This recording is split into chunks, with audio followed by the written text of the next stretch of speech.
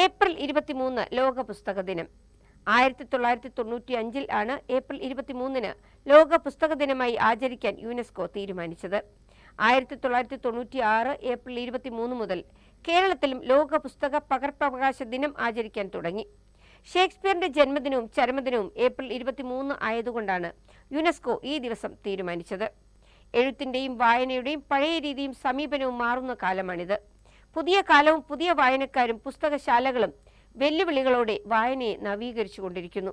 നമുക്ക് വായിച്ചു വളരാം. ഇന്ന് ഏപ്രിൽ 23 ലോക പുസ്തക ദിനം.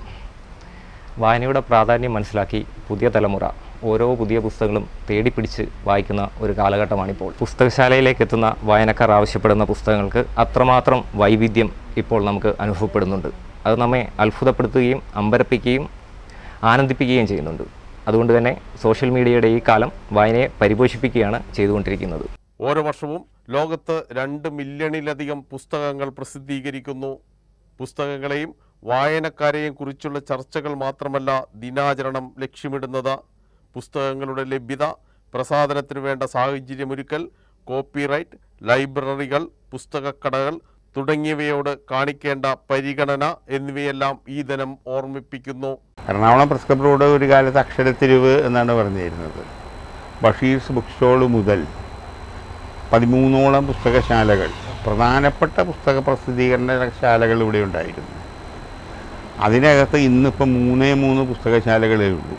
ബാക്കി എല്ലാ സ്ഥാപനങ്ങളും അടച്ചുപോയതിൻ്റെ കാരണം ഓൺലൈനല്ല. ഓൺലൈനിൽ പുസ്തകം വിൽക്കുന്നുണ്ട്, ശരിയാണ്. കാരണം ഇപ്പോൾ ഗൂഗിൾ പേ വന്നതോടുകൂടി പഴയ കാലത്തെ പോലെ പോസ്റ്റ് ഓഫീസിൽ പോയി മണി ഓർഡർ ഫോം ഫില്ല് ചെയ്ത് മേടിച്ച് അല്ലെങ്കിൽ VPP ഫോം ഫില്ല് ചെയ്ത് മേടിച്ച് അയച്ചു കൊടുക്കേണ്ട ഒരു ആവശ്യം വരുന്നില്ല. ലോക പുസ്തക ദിനമാണെങ്കിലും ഏത് പുസ്തക ദിനമാണെങ്കിലും പുസ്തകം മേടിക്കാൻ ആളില്ലെങ്കിൽ സംഗതി കയ്യിൽ നിന്ന് പോകും. ഒരു നിവൃത്തിയില്ല. ഏതാണ്ട് എൻ്റെ ഒരു ഊഹമനുസരിച്ച് ഏതാണ്ട് ഒരു 30,000-35,000 കുടുംബങ്ങൾ ഈ പുസ്തകം വിറ്റ് ജീവിക്കുന്നവരുണ്ട്, പുസ്തകവുമായി ബന്ധപ്പെട്ട്.